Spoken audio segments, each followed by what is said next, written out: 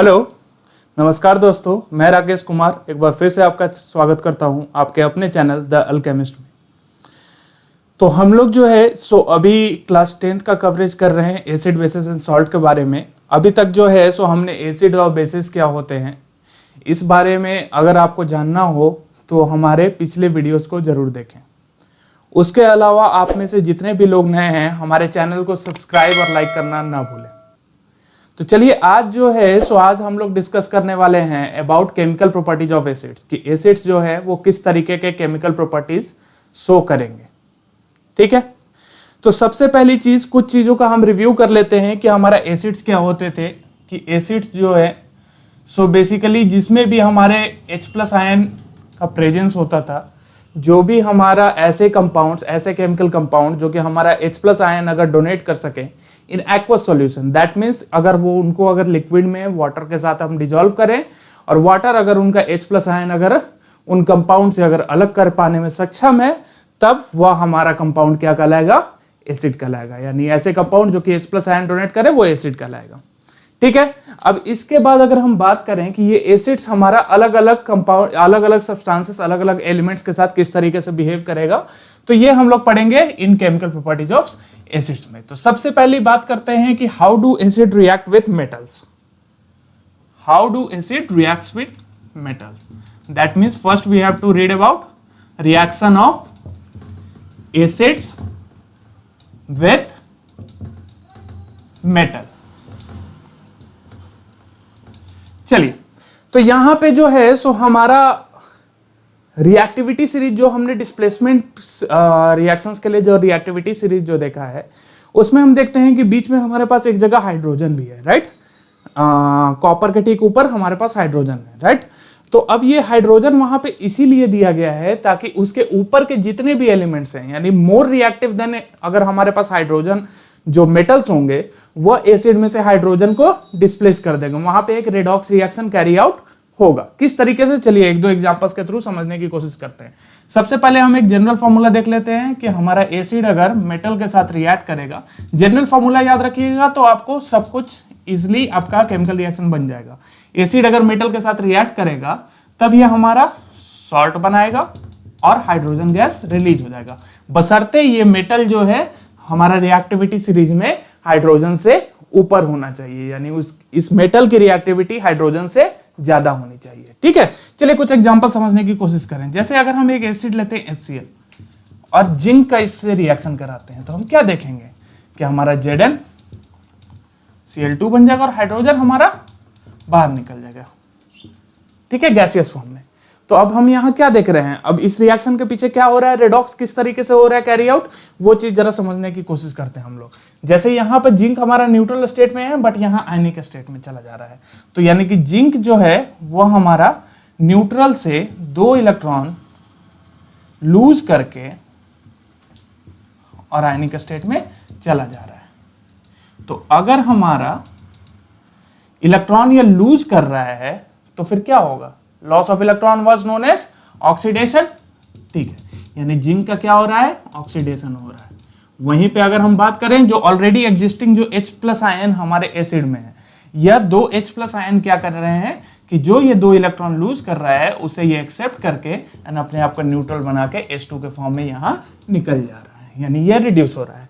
तो सिंपल सा कॉन्सेप्ट है कि अगर हमारा हाइड्रोजन से ज्यादा रिएक्टिव अगर कोई मेटल होगा उसे जब भी हम एसिड में डालेंगे तो वह क्या करेगा, हाइड्रोजन को डिस्प्लेस कर देगा एंड खुद का एक सॉल्ट प्रिपेयर कर लेगा। क्लियर है, एसिड जब भी हमारा मेटल से रिएक्ट करेगा एक सॉल्ट बनाएगा और हाइड्रोजन गैस लिबरेट हो जाएगा। कुछ और एग्जांपल्स देख लें। जैसे अगर हम सल्फ्यूरिक एसिड लें और इसमें अगर हमने मिला दिया कैल्शियम, तो अगेन हाइड्रोजन हमारा डिस्प्लेस हो जाएगा। हाइड्रोजन सबसे पहले हमें बाहर कर देना है क्योंकि हमें पता है कि calcium is more reactive than hydrogen. Okay, and ये हमारा एक सॉल्ट बना देगा, that will be calcium sulphate. Clear है। वीक एसिड्स भी इसी तरीके से हमारा बनाते हैं। अगर जैसे एक हमारा हमने वीक एसिड्स में एक हमने एग्जांपल लिया था एसिटिक एसिड का, और जिसको हम कॉमनली इथेनोइक एसिड के नाम से भी जानते हैं, CH3COOH। इसको अगर सोडियम के अंदर डालेंगे तो इसका रिप्लेसेबल हाइड्रोजन एटम कौन सा होता है, ये वाला लास्ट वाला, ये रिप्लेस नहीं होता है। ठीक है, अब ये क्या होगा, ये रिप्लेस हो जाएगा, H2 फॉर्म में बाहर आ जाएगा और हमारे पास यहाँ क्या बच जाएगा, CH3COO। ये एक निगेटिव आयन होता है, इसको हम बोलते हैं एसीटेट आयन। तो हमारे पास बन जाएगा सोडियम एसीटेट और हाइड्रोजन बाहर निकल जाएगा। बैलेंस कर दीजिए इसको, यहां पे 2 लगा दीजिए, यहां 2 लगा दीजिए और यहां पे भी 2 लगा दीजिए। क्लियर है? तो ये तो बात हो गई कि हमारा एसिड्स के साथ मेटल किस तरीके से रिएक्ट करते हैं।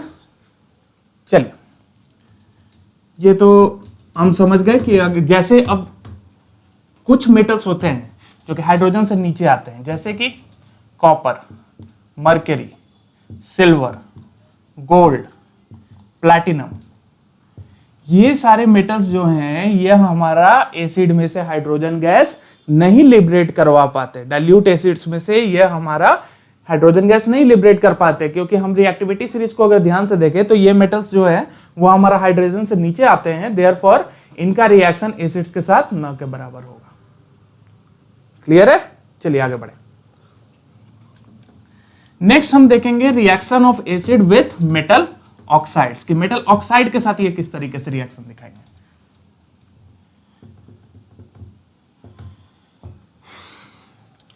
तो एसिड जब भी हमारा मेटल ऑक्साइड के साथ रिएक्शन दिखाएगा, और आमतौर पे ये रिएक्शन जो होता है वो उसको हीट करके किया जाता है, उसको हीट किया जाता है। ठीक है, अगेन यहां पे सॉल्ट का फॉर्मेशन होगा। अगर सिर्फ मेटल था तो हाइड्रोजन सिर्फ निकल रहा था, अब ऑक्साइड भी है तो हाइड्रोजन के साथ ऑक्साइड यानी वाटर हमारा बनकर बाहर निकलेगा। यानी जब भी हमारा एसिड अगर किसी भी मेटल ऑक्साइड के साथ अगर रिएक्ट करेगा तो वो हमारा एक सॉल्ट प्रिपेयर करेगा और वाटर हमारा बाहर लिबरेट आउट हो जाएगा। चलिए इसको भी हम लोग देखते हैं कुछ एग्जांपल्स की सहायता से। जैसे अभी फिर से हमने HCl लिया, लेकिन इस बार Zn की जगह हमने क्या ले लिया, ZnO, यानी जिसको हम बोलेंगे जिंक ऑक्साइड। ठीक है, क्या होना है, ये O और ये H H2O के रूप में बाहर निकल जाएगा, राइट। तो बचा क्या हमारे पास, Zn और Cl, तो इसका एक सॉल्ट प्रिपेयर हो जाएगा यहां ZnCl2। क्लियर है? इसी तरीके से H2SO4 है, उसमें अगर हम लोग क्विक लाइम डालें, क्विक लाइम यानी कैल्शियम ऑक्साइड, ठीक है, ये हमारा कैल्शियम सल्फेट बन जाएगा और H2O बाहर निकल जाएगा। सिंपल है कि एसिड अगर हमारा मेटल ऑक्साइड के साथ रिएक्ट करेगा तो सॉल्ट और वाटर फॉर्म करता है। क्लियर सा कॉन्सेप्ट है। हाँ, यहां पे जो है जैसे हमने देखा था कि कुछ मेटल्स थे, जैसे कॉपर हमारा एसिड्स के साथ रिएक्ट नहीं कर रहा था, राइट, लेकिन कॉपर ऑक्साइड का जो है वो उसका एसिड के साथ रिएक्शन हो जाता है, बशर्ते हमें इसे हीट करना पड़ता है, हमारा कॉपर क्लोराइड और H2O बन जाता है। इसका कलर ग्रीन, ब्लूइश ग्रीन होता है।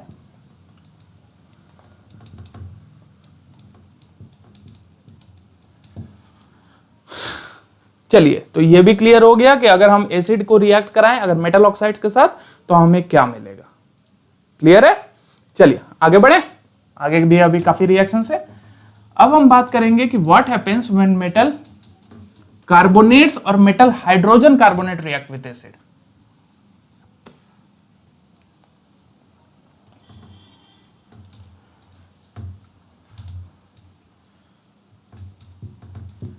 कार्बोनेट और हाइड्रोजन कार्बोनेट, मेटल कार्बोनेट और मेटल हाइड्रोजन कार्बोनेट।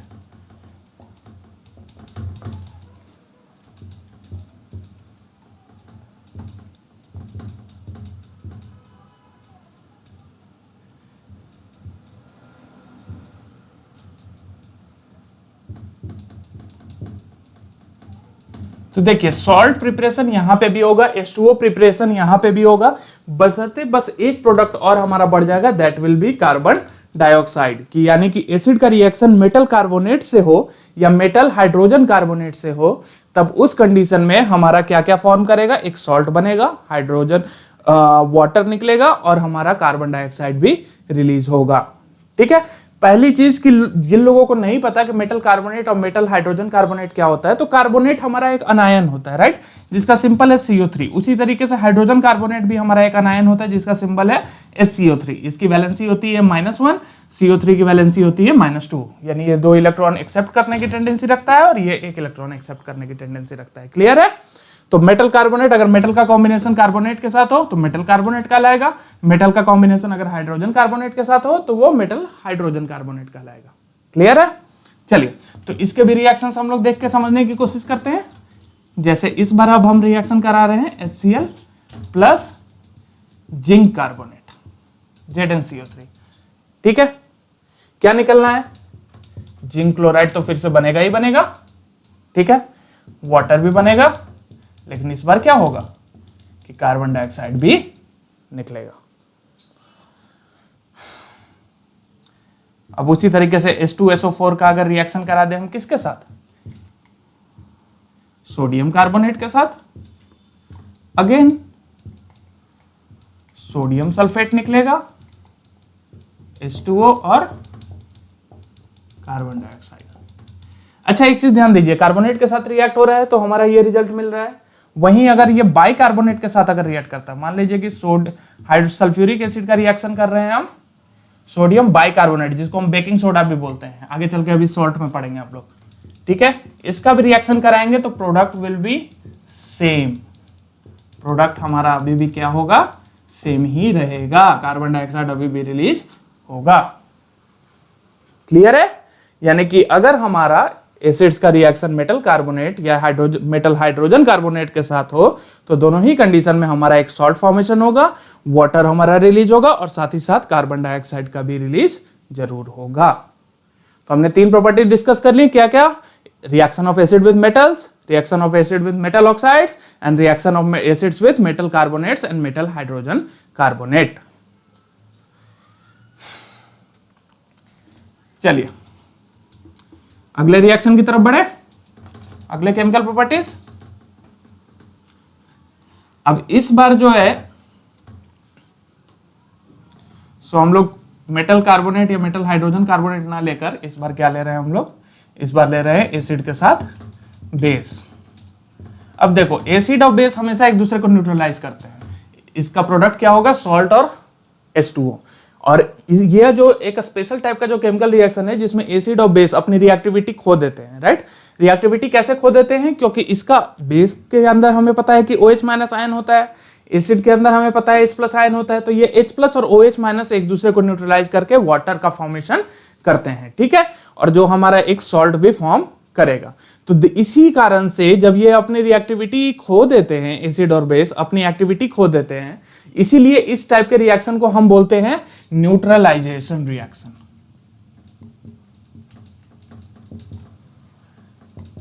क्योंकि न्यूट्रल हो जाता है, न एसिडिक प्रॉपर्टी दिखाता है, नहीं बेसिक प्रॉपर्टी।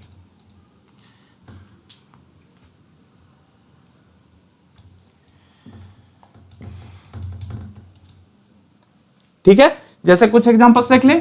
अगर HCl अगर हमारा NaOH के साथ रिएक्शन करेगा तो अब देखिए कि ये हमारा न्यूट्रलाइजेशन रिएक्शन तो है ही है, इसके साथ इसको हम एक type of double displacement reaction के नाम से भी जान सकते हैं। क्योंकि डबल डिस्प्लेसमेंट में क्या हो रहा था कि एक का आनायन दूसरे के साथ जा रहा था, दूसरे का आनायन पहले के साथ। तो सिंपल सी बात है, यहाँ पे कटायन ये है, यहाँ पे कटायन ये है, ठीक है, अनायन इसका ये रहा, अनायन इसका ये रहा। इसका अनायन जो है सो Na के साथ चला जाएगा और OH जो है सो कंबाइन हो जाएगा H के साथ। देख लीजिए किस तरीके से हमारा यहाँ पे NaCl बन जाएगा और OH और H प्लस जो है सो मिलकर हमारा बना देगा H2O। क्लियर है? यानी एसिड और बेस एक दूसरे को न्यूट्रलाइज करते हैं, एक सॉल्ट बनाता है और वाटर के रूप में हमारा बाहर निकल जाता है। इसी तरीके से और कुछ रिएक्शंस को अगर हम ध्यान दें, जैसे अगर हमारे पास सल्फ्यूरिक एसिड है तो इसके साथ अगर मान लीजिए हमने कैल्शियम हाइड्रोक्साइड मिला दिया, ठीक है, कैल्शियम हाइड्रोक्साइड भी एक हमारा बेस है, ठीक है, तो उस कंडीशन में यह हमारा कैल्शियम सल्फेट जो हमारा सॉल्ट होगा और वाटर के रूप में बाहर निकल जाएगा। क्लियर है?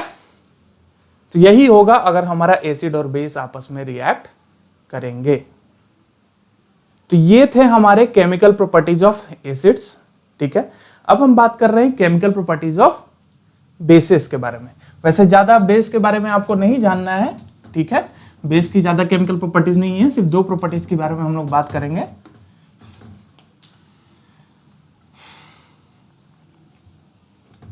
क्योंकि बेस की एक प्रॉपर्टी तो हमने यहीं पे स्टडी कर ली कि क्या होगा अगर हमारा बेस जो है सो रिएक्ट करे एसिड के साथ, तो सॉल्ट और वाटर बनेगा।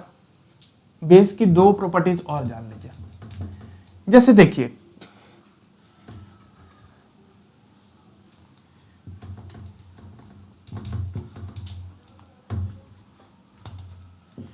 आमतौर पे मेटल्स हमारे किसके साथ रिएक्ट करते थे? एसिड्स के साथ, ठीक है। लेकिन कुछ मेटल्स होते हैं जो कि दोहरा नेचर दिखाते हैं, ठीक है, जो कि डबल नेचर दिखाते हैं, यानी कि वो एसिड्स के साथ रिएक्ट करके हाइड्रोजन गैस लिबरेट करते ही करते हैं, उसके साथ साथ वो बेसिस के साथ भी रिएक्ट करके हमारा हाइड्रोजन गैस लिबरेट करेंगे। तो इन रंग बदलने वाले मेटल्स को हम बोलते हैं एम्फोटेरिक मेटल्स।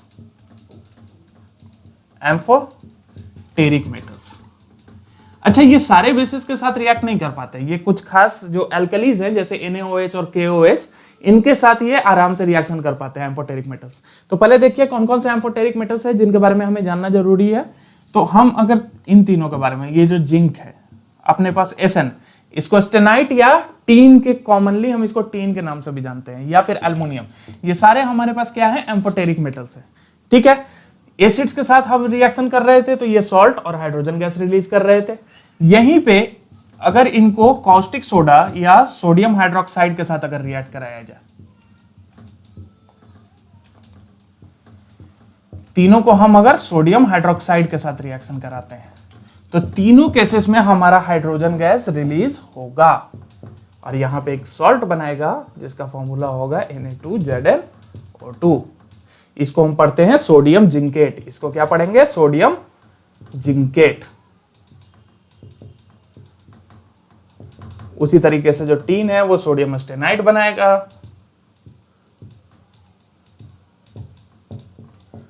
हाइड्रोजन गैस यहां पे रिलीज होगा। एल्युमिनियम है तो ये सोडियम मेटा एल्यूमिनेट बनाता है, बट हाइड्रोजन गैस तीनों में रिलीज होगा। तो ये जो 3 मेटल्स है हमारे, ये एसिड्स में से हाइड्रोजन गैस निकालने में कैपेबल तो है ही है, उसके साथ साथ ये बेसिस से भी, खास तौर पे NaOH के साथ भी ये हाइड्रोजन गैस लिबरेट कर सकते हैं। यही कारण है कि इन मेटल्स को हम किस नाम से जानते हैं? इन मेटल्स को हम बोलते हैं एम्फोटेरिक मेटल्स। क्लियर है? और इन मेटल के जो ऑक्साइड्स होंगे उनको भी हम कहेंगे एम्फोटेरिक मेटल ऑक्साइड्स, ठीक है। तो कई बार आपके क्लास 10th के बोर्ड में यह पूछा जाता है कि what do you mean by amphoteric metals और what do you mean by amphoteric metal oxides. तो अब क्या लिखेंगे कि द टाइप ऑफ मेटल्स और the type of metal oxides which can release hydrogen gas both from acid and as well as from bases are known as amphoteric metals. Clear है?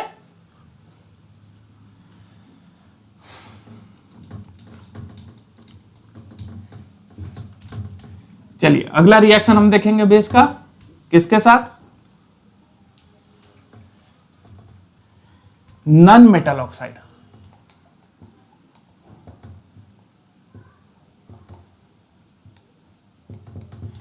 अच्छा, acid अगर हमारा मेटल ऑक्साइड के साथ react कर रहा था तो क्या हो रहा था? एसिड अगर हमारा मेटल ऑक्साइड्स के साथ अगर रिएक्ट कर रहा था तब उस कंडीशन में हमारा सॉल्ट और वाटर मिल रहा था। वही काम यहां पे भी होता है। अगर बेसिस अगर रिएक्ट करे नॉन मेटालिक ऑक्साइड के साथ, अगर बेसिस रिएक्ट करे नॉन मेटालिक ऑक्साइड के साथ, तो ये भी हमें सॉल्ट और वाटर ही देंगे। किस तरीके से? चलिए एग्जांपल देख ले।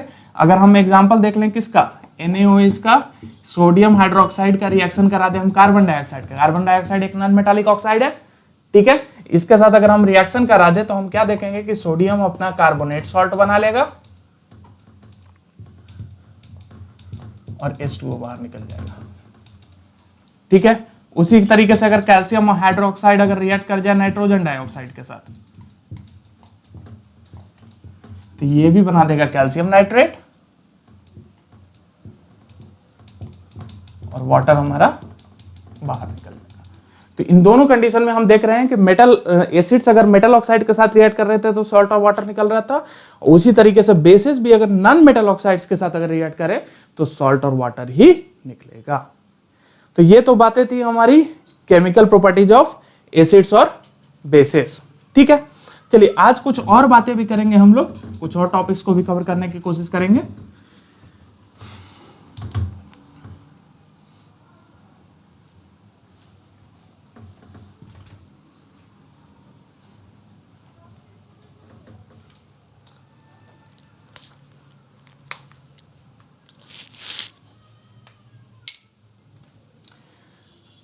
बात करते हैं हम लोग कंसंट्रेटेड और डाइल्यूटेड एसिडिक और बेसिक सॉल्यूशन।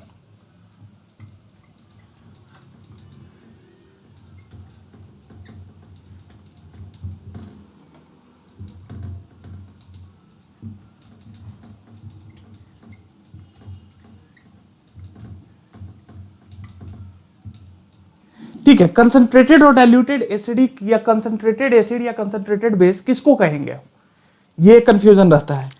तो सिंपल सी बात है कि हमारा पर यूनिट वॉल्यूम में जितना ज्यादा नंबर ऑफ H+ या OH- आयन रहेगा उतना ज्यादा कंसंट्रेटेड हमारा एसिड या बेसिस कहलाएगा। जैसे कि इस तरीके से समझिए कि हमारे पास एक रूम है, ठीक है, और इसमें 10 लोग हैं, जो कि काफी टाइटली पैक्ड है, एक ही रूम है।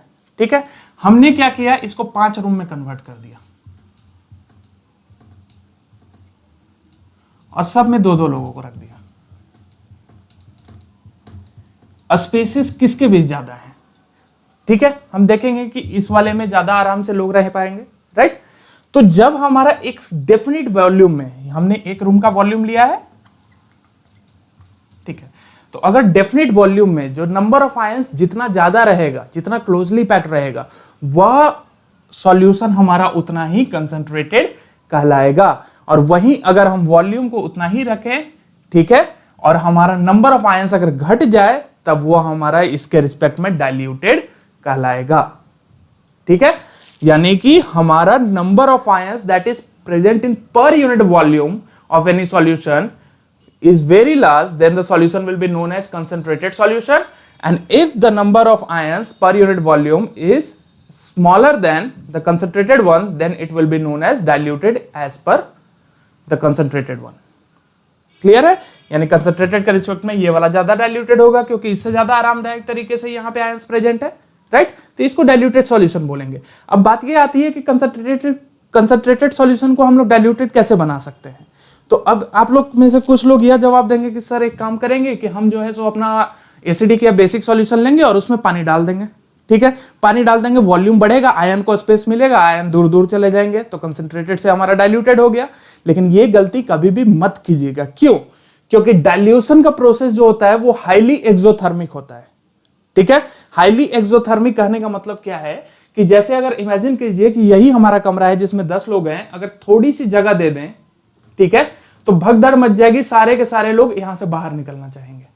तो उस कंडीशन में इतनी ज्यादा एनर्जी निकलेगी कि ये हमारा स्पिल होकर बाहर भी आ सकता है या ये हमारा रूम भी बर्स्ट कर सकता है। यानी कि अगर एसिड के अंदर अगर हम पानी डालते हैं कंसंट्रेटेड एसिड के अंदर, तो उस कंडीशन में हमारा इतना एक्सोथर्मिक हमारा रिएक्शन होगा कि एसिड और वाटर दोनों हमारा स्पिल होकर हमारे चेहरे पे, हमारे बॉडी पे आ सकता है और केमिकल बर्न्स हो सकते हैं। ठीक है, या फिर ज्यादा होगा तो हमारा ग्लास कंटेनर भी हमारा हीट के कारण टूट सकता है, जो कि फर्दर केमिकल बर्न्स के चांसेस को और बढ़ा देगा। ठीक है, लेकिन हम क्या करेंगे कि हम ये गलती नहीं करेंगे, बल्कि हम क्या करते हैं कि अगर लोगों को यहां से यहां लाना है तो हम एक एक करके यहां से लोगों को भेजेंगे। इसके अंदर पानी नहीं डालकर हम एक एक करके यहां भेजेंगे। उसी तरीके से अगर एसिड्स को अगर हमें डाइल्यूट करना है तो जो भी हमारा वाटर है, हम वाटर रखते हैं और ड्रॉप बाय ड्रॉप हम एसिड्स को इसमें इंट्रोड्यूस करने जाएंगे और साथ ही साथ मैकेनिकल स्टीयरिंग भी करते रहेंगे। यानी कि पूरे सॉल्यूशन को कंटिन्यूअसली मिक्स करते रहेंगे ताकि जो हमारा एसिड इंट्रोड्यूस किया जा रहा है वह इवनली पूरे सॉल्यूशन में हमारा डाइल्यूट होकर फैल जाए। ठीक है, तो ये चीज याद रखनी है। यह भी हमारा कई बार जो है सो एनसीईआरटी में हमारे पास एक क्वेश्चन भी है कि why we should add acid to water and not water to acid. ठीक है, तो एसिड को हमें वाटर में क्यों मिक्स करना चाहिए और वाटर को एसिड में इसीलिए नहीं मिक्स करना चाहिए क्योंकि वाटर को अगर हम एसिड में मिक्स करेंगे तो प्रोसेस हमारा हाईली एक्सोथर्मिक होता है और एसिड्स और वाटर के जो हमारे स्पिल हो सकता है हमारे बॉडी के ऊपर, जिसके कारण हमारे केमिकल बर्न्स के चांसेस बढ़ जाएंगे। ठीक है,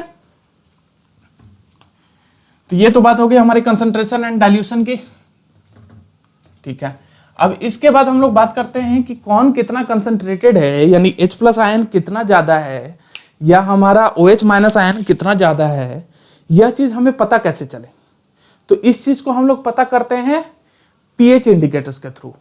ठीक है, हमारा यूनिवर्सल एक इंडिकेटर होता है जिसके थ्रू हम लोग पीएच वैल्यू निकालते हैं।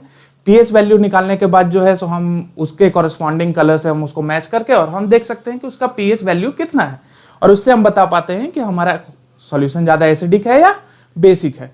तो इस पीएच इंडिकेटर्स के बारे में या सॉल्ट्स के बारे में बात करने के लिए मैं अलग से एक वीडियो लेकर जल्द ही आपके सामने फिर से हाजिर होऊंगा।